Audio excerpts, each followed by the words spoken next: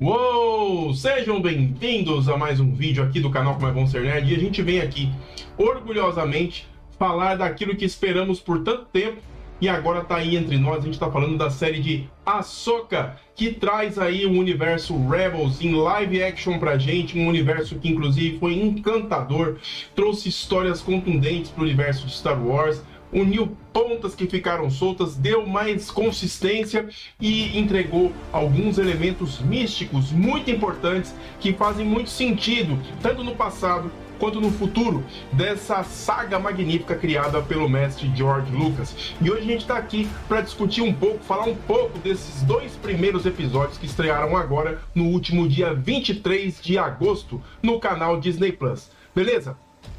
Bom, se você está chegando aqui agora, seja mais do que bem-vindo. Meu nome é Alex Fear e esse aqui é o canal Como é Bom Ser Nerd. Aqui a gente fala de quadrinhos, fala de série, fala de cinema, fala de tudo que a gente gosta dentro desse universo fantástico dos quadrinhos para as telas. Se você não é inscrito, aproveite, deixa aqui embaixo a sua inscrição no canal, dá um clique no sininho para ativar as notificações e receber os avisos sempre que houver vídeos novos por aqui. Visite as nossas redes sociais e por lá o assunto sempre começa antes. E claro, compartilhe o vídeo com seus amigos, deixa aqui embaixo o seu like e principalmente comente, compartilhe principalmente esse vídeo se você aí também tem a sua conexão com a força, se você carrega o legado desde Uma Nova Esperança até hoje e assim segue ovacionando todo esse trabalho criado aí por George Lucas. Bom, a gente não pode começar essa história sem sequer falar do início de tudo, porque essa fase de Star Wars traz pra gente uma série de outros personagens, incluindo a própria Ahsoka, que pro grande público talvez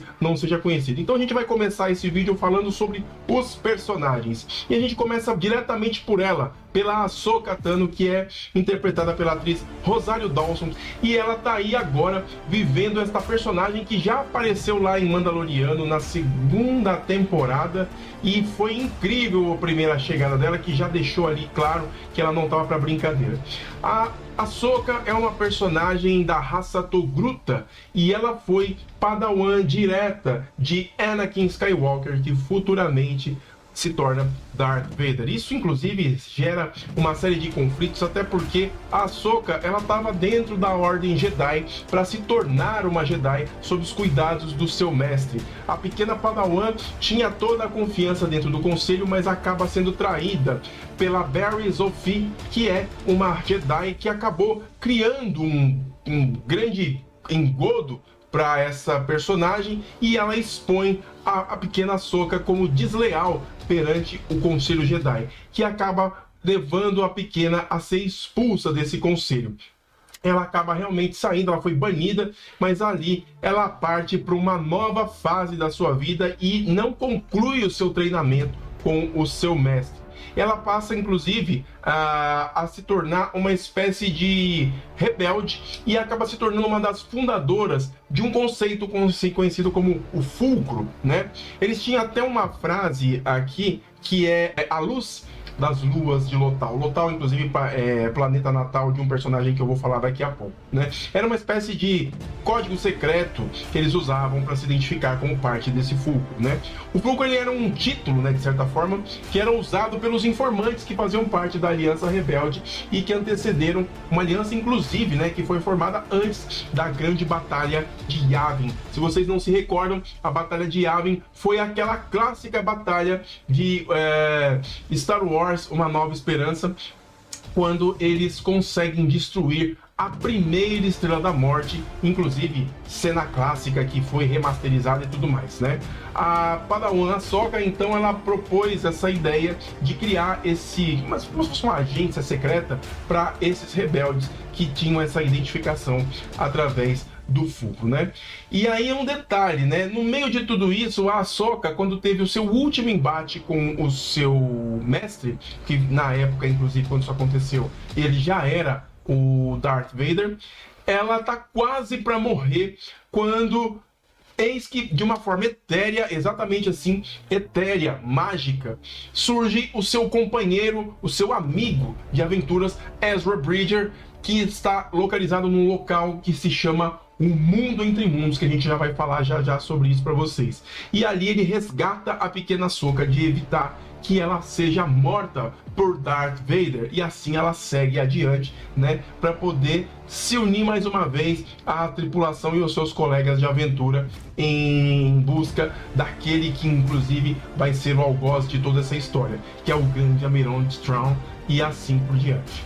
Entre eles, agora nessa série, temos também a inimiga de Ahsoka, que ela justamente tem os caminhos para se alcançar aquele que se tornou um grande problema nas histórias de Star Wars Rebels. E a gente está falando do grande Almirante Thrawn, né? O grande Almirante Thrawn tem uma seguidora, e é justamente dela que a gente vai falar, que é a Morgan, a Lady Morgan Elsbeth, que é vivida pela Diana Lee Inosanto, que apareceu inclusive em Mandaloriano na segunda temporada. Ela era uma magistrada que estava lá localizada no planeta onde a Ahsoka tentava acessar esse local para justamente conseguir informações dela para poder saber a localização exata do grande Almirante Thrawn, né? E assim, essas duas têm um embate, inclusive é muito bacana quando ela inclusive entrega uma lança de Beskar maciça pro Mandaloriano e compra ele justamente para que ele vá matar a Ahsoka, e assim ele não consegue, porque os dois tinham objetivos muito parecidos e acabam se aliando nesse episódio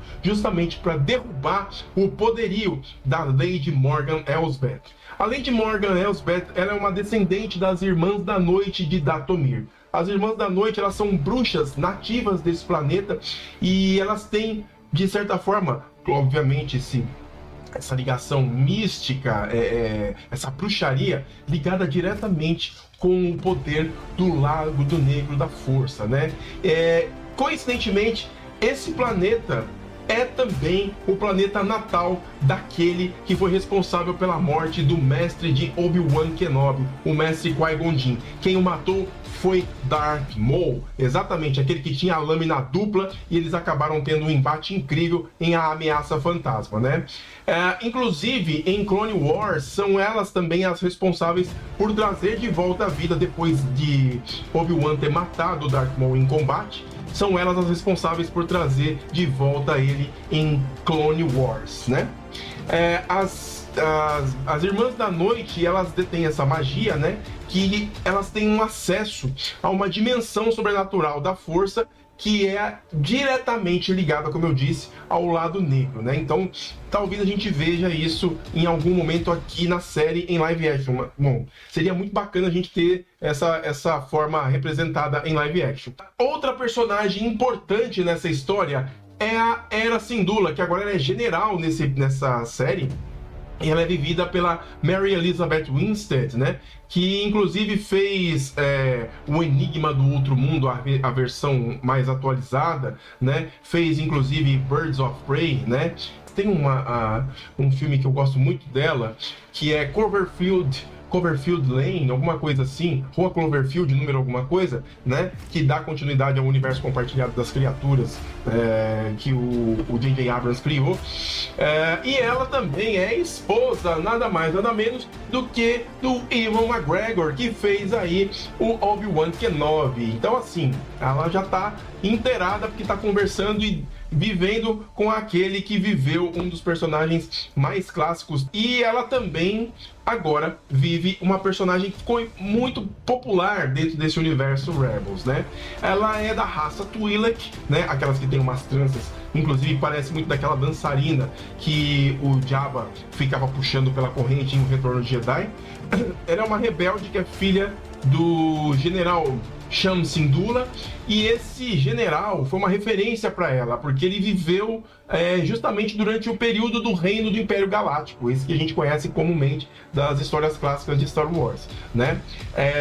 E foi ele que, inclusive, foi responsável por salvar o planeta Rylos dos separatistas durante as Guerras Clônicas. Então ele estava envolvido, inclusive, na outra trilogia, quando o Ewan McGregor apareceu, né?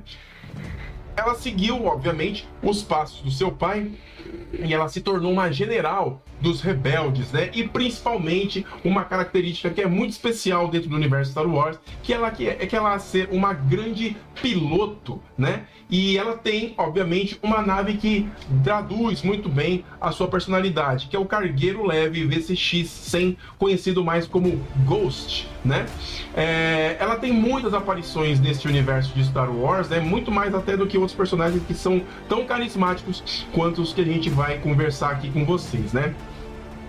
Falando em personagens carismáticos, a gente vai falar de alguém que faz parte direta da vida de Hera Syndulla. E a gente está falando do Kanan Jarrus, que é um Jedi, né? Que conseguiu sobreviver à Ordem 66 graças ao sacrifício da sua mestra, conhecida como Depa Billaba. O Kanan Jarrus, ele ficou assim, recluso, se afastou de tudo isso depois do expurgo Jedi, quando ele acabou se tornando um fugitivo. Tanto que ele abandona o seu sabre de luz e troca por um blaster, justamente para não ser identificado como um Jedi, né? E assim, ele segue a sua vida e... durante os eventos de Star Wars Rebels, ele tem um momento muito clássico e muito forte, porque além de tudo, ele acaba se tornando um companheiro de Hera Syndulla. Ele acaba se tornando o amante, o marido dela, né? E assim, tem uma ligação muito visceral nessa história. Após eles, dentro desse contexto, né? Eles descobrem um segredo, né? Ele, o Kanan Jarrus, para vocês terem uma ideia da importância dele na história, eles descobrem, uma dica inclusive do próprio Mestre Yoda, como destruir os Sith, né? Então é uma informação valiosíssima. Por isso que ele fica muito dentro do foco do inimigo, né? E eles acabam enfrentando alguns inquisidores dentro desse contexto e eles acabam dando de frente com o Lord Darth Maul, né? E assim, numa batalha do Kanan Jarrus com o Darth Maul, ele acaba sendo cegado pelo seu algoz, só que no momento que ele fica cego, ele acaba destravando algo nele que somente a força poderia oferecer. E ele consegue enxergar tudo de uma forma completamente mais ampla e diferente do que quando ele tinha os seus olhos naturalmente ali disponíveis, né? Então ele ganha uma dimensão muito maior enquanto Jedi. Porém, no meio de tudo isso, ele acaba se sacrificando perante uma grande explosão, onde ele acaba salvando toda a sua família, principalmente, né, a sua querida Hera Syndulla. E ao final de tudo isso, depois de todo esse clímax, né, a Hera acaba tendo um filho desse romance que eles tiveram, né? E o pequeno filho deles se chama Jacen Syndulla. Talvez o Jacen apareça na série de Ahsoka agora, justamente por ter essa abertura para personagens em live action que foram apresentados.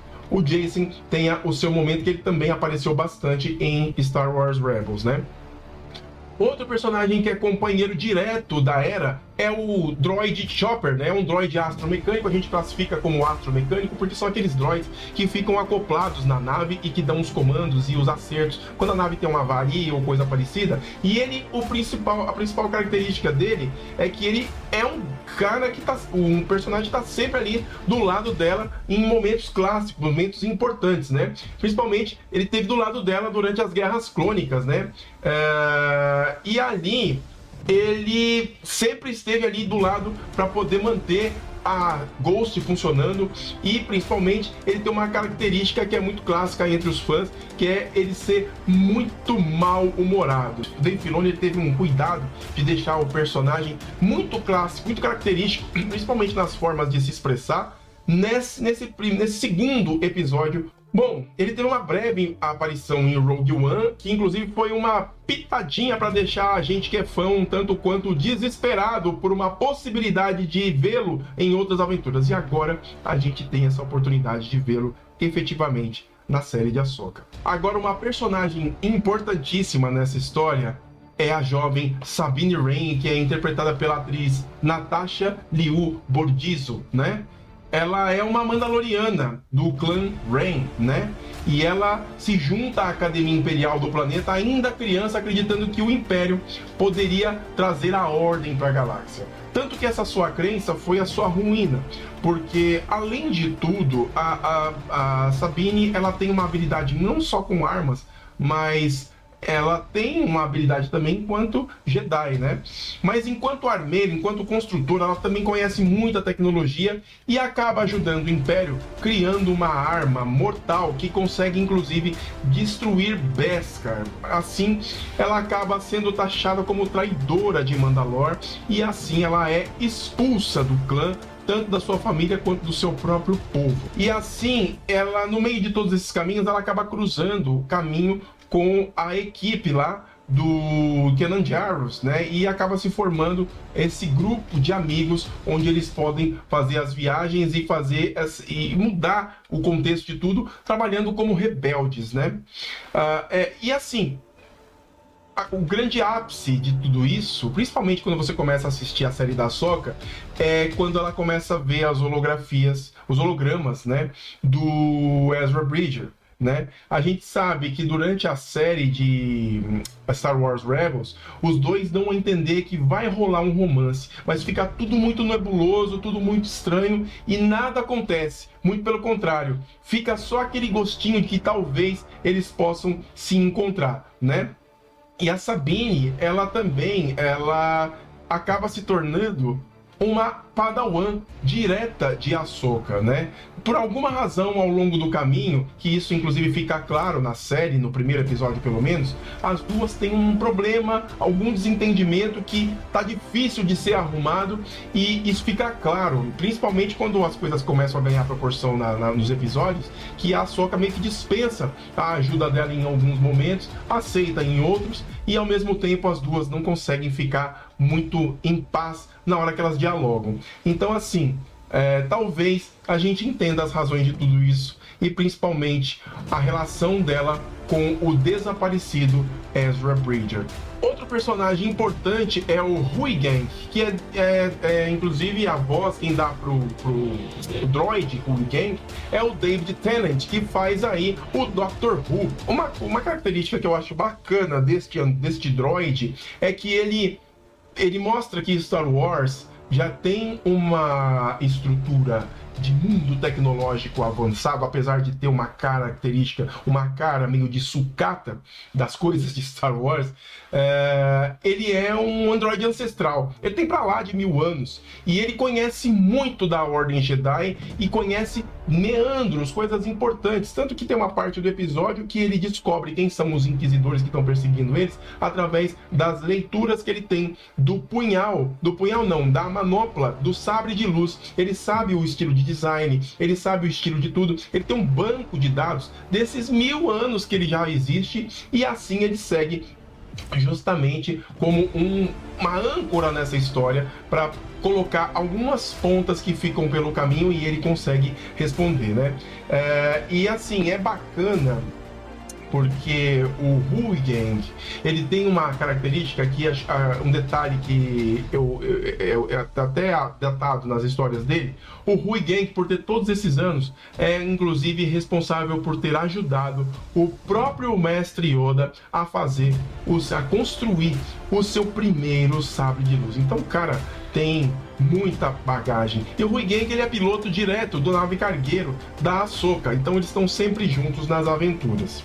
O Huygang, ele é também um sobrevivente à Ordem 66, né? E ele pode ser uma peça crucial nesse processo para que o legado Jedi possa continuar ainda por mais anos. Porque depois que o Templo Jedi foi destruído, a esperança daquilo continuar se foi, mas ele representa muito. E assim, um droid que tem tantos anos de existência pode sim ser uma âncora para dar continuidade a todo o legado do mundo dos Jedi. Agora a gente começa a ir pro lado negro da força, porque a gente já passou lá por mas agora a gente vai ver quem vai ajudar a Lady Morgan no meio desse processo. E ela tem os seus asseclas. Um deles, o principal, é o Baylan Skoll, que é vivido aí pelo falecido Ray Stevenson. Inclusive é bem bacana que no final do primeiro episódio, é colocado antes dos créditos, para o nosso amigo Ray Stevenson. Para você que estiver assistindo agora, ainda estiver viajando que eu estou falando, o Ray Stevenson foi o justiceiro em Zona de Guerra, e ele também trabalhou em Thor, né, desde o primeiro filme, né? Ele foi o Volstagg. E agora a gente infelizmente perde este ator que deixou um legado aí de filmes incríveis, todos, inclusive, se eu vou parar até para fazer o contexto aqui, praticamente a maioria fazem parte do universo nerd, inclusive um oscarizado recente que ele participou, que é um filme indiano, que é o RRR, que inclusive ele faz um general lá.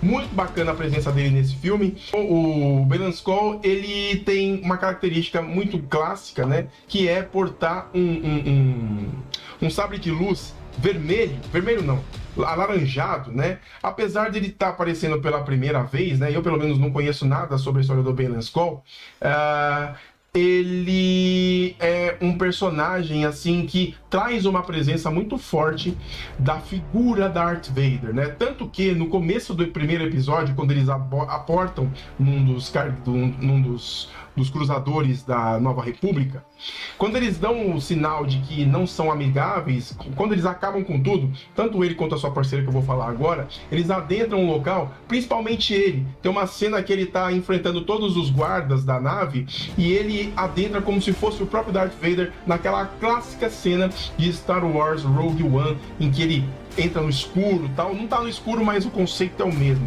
Muito bacana de se ver. Bom, o Ray Stevenson, ele faleceu com 58 anos de idade. Ele fazia um filme na Itália e infelizmente deixa aí a gente com saudades, mas obviamente com um legado poderoso para daqui para frente. E a sua parceira, a sua personagem que faz a sua parceira é a Shin Hati, que é vivida pela atriz Ivana Sakhno, né? E ela é uma padawan do Belen Skull e ela é muito habilidosa. Ela também empunha um outro sabre de luz laranja, né, muito parecido com o dele. Ela é uma personagem nova, ela está sendo introduzida agora, posso até classificar ela também como uma inquisidora junto com ele, né? Só que ele, diferente dela, ele foi identificado pelo próprio Huyang como um ex-Jedi, né? Justamente por ele fazer uma leitura do punho do seu sabre e datando justamente de 500 anos atrás. Você vê que o cara é antigão pra caramba, né? Bom, essa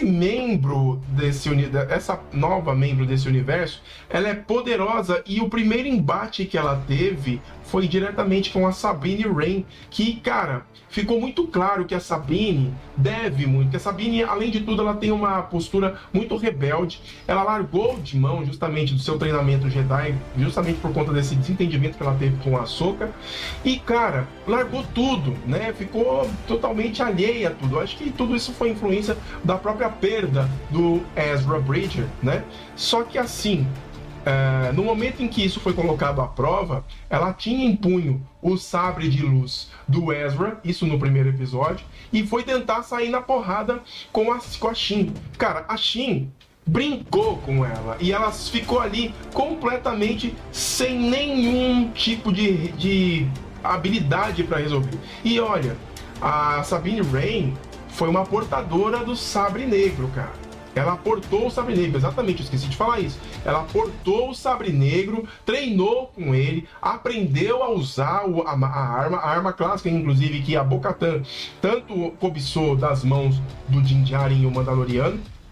E ela consegue dominar essa arma com maestria. Só que lá no período em que ela fez parte de Mandalore, principalmente quando ela recupera a sua honra e o direito de voltar à sua família, ela entrega o sabre negro para Bo-Katan, justamente porque a Bo-Katan tinha mais perfil para poder comandar Mandalore do que ela. E assim, a gente esperava, eu pelo menos esperava que nessa luta ela tivesse um pouco mais de habilidade com, claro, uma lembrança do treinamento que ela teve com o sabre negro. Mas não adianta, cara. A Shin dá um pau nela de uma forma assim que foi quase a morte, porque além de tudo, além dela não ter habilidade, ela ainda tomou um golpe no meio da barriga com o sabre laranja, né, da Shin Hati. A Shin-Hati foi lá justamente para recuperar um artefato que a Ahsoka conseguiu lá no começo do primeiro episódio, que era um mapa que foi inclusive guardado no planeta onde ficavam as ruínas do templo das Irmãs da Noite. E ali, aquele mapa era o único caminho para poder encontrar a localização exata do Almirante Thrawn. E a Shin-Hati vai justamente para lá, nos domínios da Sabine Wren, para recuperar isso, porque era justamente ela a única pessoa que teria a capacidade de destravar este mapa e poder fazer a leitura exata de onde estava localizado o Almirante Thrawn. Então a Shin-Hati é uma personagem que chega com poder, com importância, apesar de não tão conhecida, mas com muitas habilidades, e o Dave Filoni, obviamente, vai dar o seu tamanho e a sua grandeza devidamente.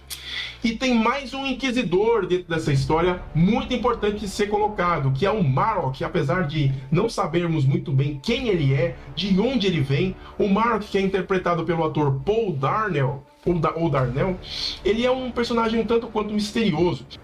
E ele não mostra o rosto, tá sempre com uma máscara e tal, né? Muito clássico do Sith.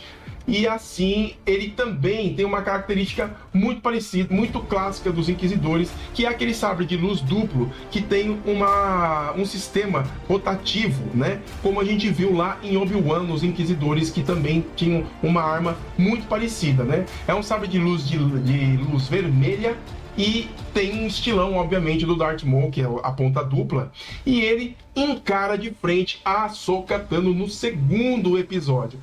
Todo mundo está dizendo que talvez ele possa ser o próprio Ezra Bridger, mas eu duvido muito. Eu acho que, apesar dos mistérios, isso vai ficar muito no imaginário do fã. Eu, inclusive, estou abrindo mão disso, não vou querer ficar especulando nem nada disso, mas a presença de um Inquisidor é algo temeroso, porque eles estão dentro deste universo há muito tempo, e a função dos Inquisidores é destruir qualquer célula Jedi e não deixar ninguém para contar a história. E por falar em contar a história, finalmente a gente chega naquele que vai fazer a divisão de águas, não apenas a Ahsoka, mas ele também, o seu algoz. A gente está falando do Almirante Thrawn. Na literatura de Star Wars ele é conhecido como Meat Raw Nuruodo, né? E ele é vivido pelo Lars Mikkelsen. E exatamente, para quem está reconhecendo esse sobrenome, ele é exatamente irmão de Mads Mikkelsen, o cara que fez lá o antagonista de Doutor Estranho, né? Ele é nativo, o personagem é nativo do planeta Hentor, e ele pertence à raça, à espécie CHISS. Né? Ele foi originalmente introduzido dentro deste universo através do livro de Timothy Zahn, né? Conhecido como o Herdeiro do Império. E é assim, com esse título, que ele chega como Herdeiro do Império.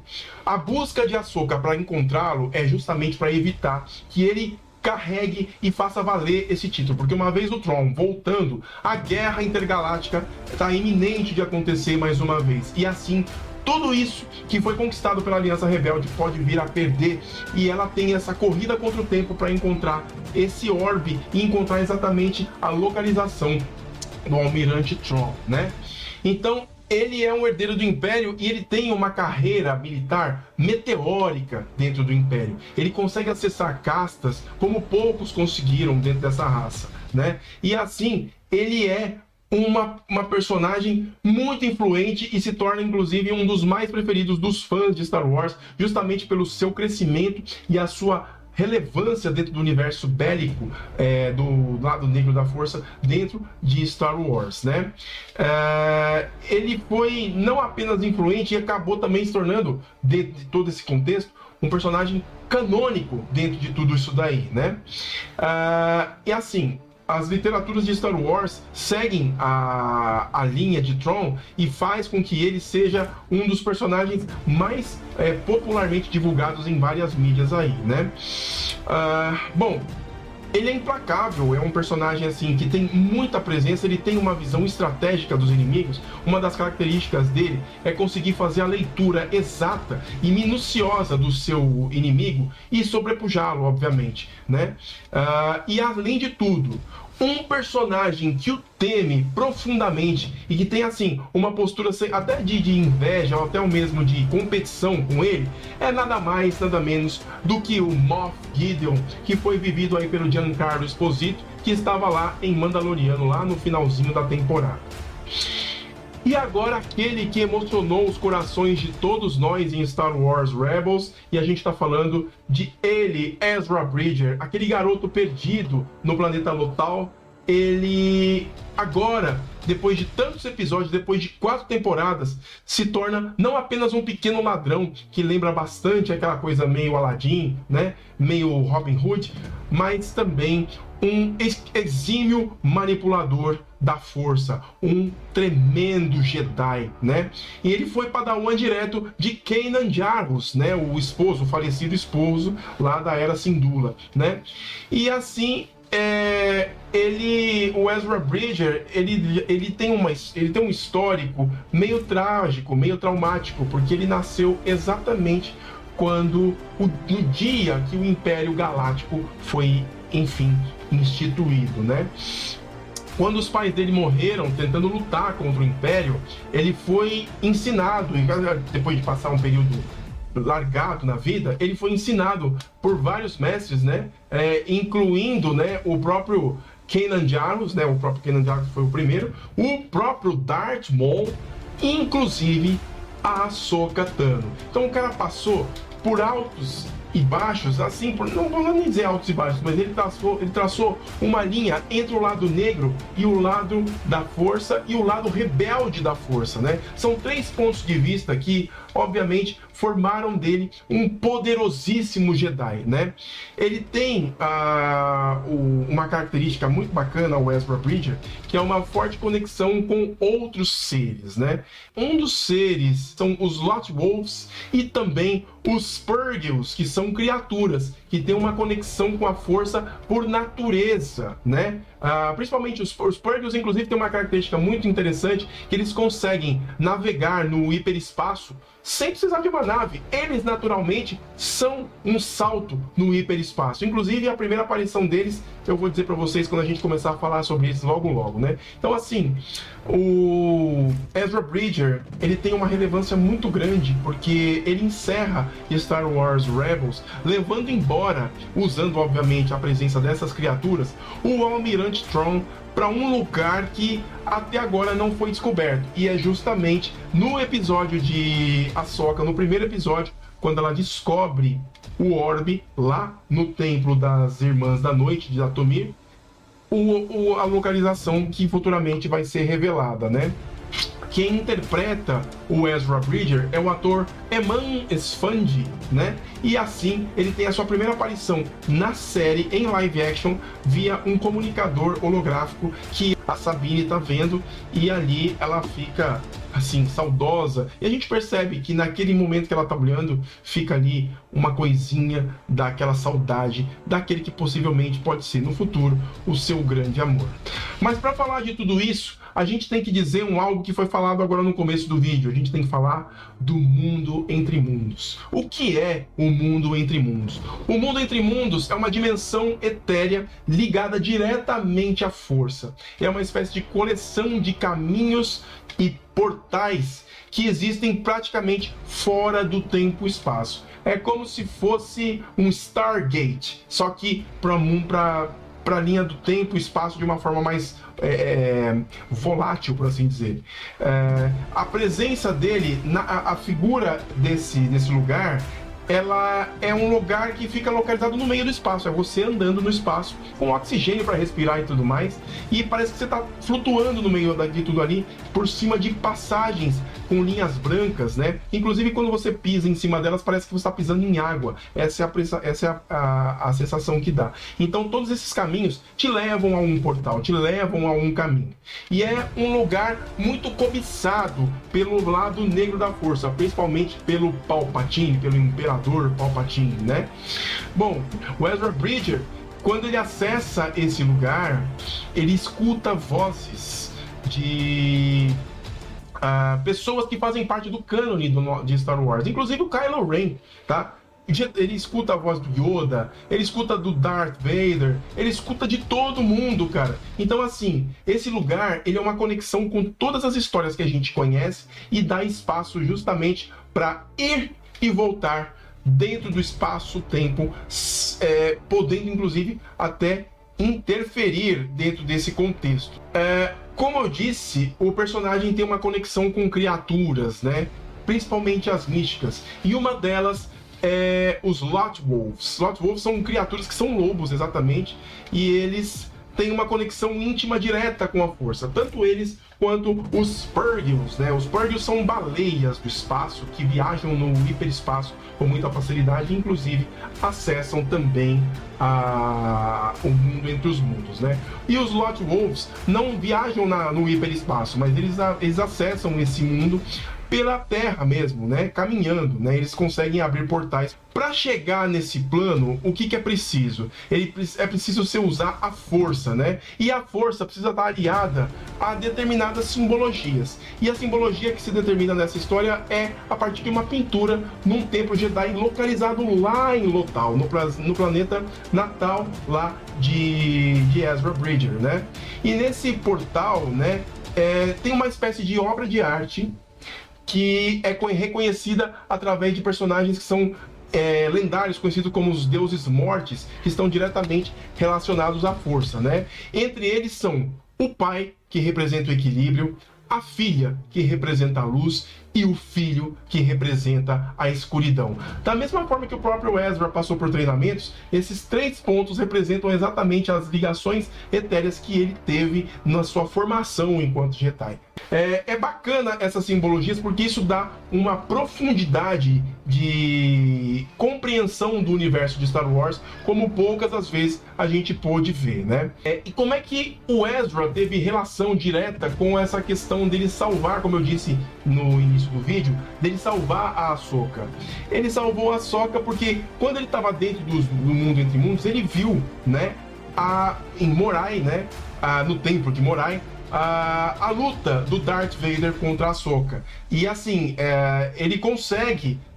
ela consegue salvar os seus amigos, né, das garras do Darth Vader. E no momento em que ela estava para morrer, no desespero, ele vai lá e coloca as mãos dentro do portal e consegue tirar a Ahsoka dos domínios de Darth Vader. E assim ele consegue manter a vida daquela que vai ser a grande salvadora, talvez, de toda essa história. Ainda dentro desse contexto, em uma determinada etapa da história, o Ezra tentou puxar o seu mestre Kanan quando ele se sacrifica, como eu disse no começo do vídeo agora, né, para poder salvar a sua família e os seus amigos, né? E aí, o que ele tenta fazer? Ele tenta puxar o Kanan para o mundo entre mundos da mesma forma que ele fez com a Ahsoka, né? Mas a própria Ahsoka disse para o Ezra que o que ele estava fazendo, assim como ele fez com ela, poderia condenar toda a linha do tempo se ele o fizesse. Se o Kanan não se sacrificasse, talvez muitos deles, inclusive ele próprio, teria morrido. Então, assim, são partes da história que ela deixa bem claro que não devem ser mexidas, justamente para não se criar, talvez, um paradoxo. Esse jovem Padawan foi um dos poucos Jedi que se provaram superiores a tantas intempéries ao longo de sua jornada. Passou pela grande perda do seu mestre, Kanan Jarrus, teve aí a perda dos seus pais, os quais ele não teve a oportunidade de conhecer. A sua força, a força em si, a força Jedi, é proeminente nesse garoto. Ele foi descobrindo e foi colocado à prova por várias vezes. Ele acabou entrando em contato com criaturas, ele conseguiu expandir ainda mais a sua crença na força, ele fez alianças. Ele é um daqueles personagens que cresceu muito ao longo de várias temporadas dessa série e deixa para trás um legado. E, obviamente, todo esse caminho que ele percorreu levantou a atenção daqueles que querem este poder para si. E, obviamente, o Imperador Palpatine é um deles, e movimentado por ele, organizado por ele, está ali o Almirante Thrawn, que, conjunto com suas forças e todo o seu conhecimento bélico, foi à frente de tudo isso para poder dominar o planeta Lothal planeta justamente que é o foco de toda essa história e, obviamente, é a estrutura do que vai ser a série de Ahsoka daqui pra frente. O sacrifício de Ezra Bridger justamente é o caminho de tudo isso. É quando ele entrega toda a sua força, todo o seu conhecimento unido às criaturas místicas que ele teve acesso, principalmente os Purgils. É com ele que ele usa a energia de todas essas criaturas e se lança ao hiperespaço, levando consigo o almirante que foi o algoz de toda essa história. A partir de agora, a série de Ahsoka Tano deixa este legado voltando à vida com grandes nostalgias, com caminhos que são praticamente uma revisitada a toda essa história e claro, deixando a gente com aquele gostinho de podermos rever o Ezra Bridger e, obviamente, em breve reveremos o próprio Almirante Thrawn nas histórias de Ahsoka Tano. Galera, esse era o início de tudo isso que eu queria entregar para vocês, porque pra gente assistir essa série, eu sei que teve muita gente que falou que não precisa assistir toda a série Rebels e tudo mais, muito menos Clone Wars. Tem que assistir sim, galera, tem que assistir. E assim, o que eu contei pra vocês aqui é algo um tanto quanto quebrado, só pra gente ter um breve contexto do que realmente é essa incrível série e o que ela representa pra Star Wars. Fica ligado. O pequeno Ezra Bridger não é só aquela pequena holografia que a Sabine estava vendo lá na torre. Mais do que isso, ele é um divisor de águas em toda essa história. Bom, ficam vocês aqui com tudo isso que eu contei. Espero que eu tenha sido claro, ou se não fui, deixa aqui o seu comentário pra gente ir matando as dúvidas ao longo do caminho. Mas antes de mais nada, eu quero saber de vocês. O que é que vocês acharam aí dessa história que contextualiza este universo de Star Wars Ahsoka, né? Enfim, deixa aqui embaixo seu comentário, eu quero saber a sua opinião, beleza? Meu nome é Alex Fear, eu vou ficando por aqui. Um grande abraço para vocês, até mais no nosso próximo vídeo. E que a força esteja com todos vocês.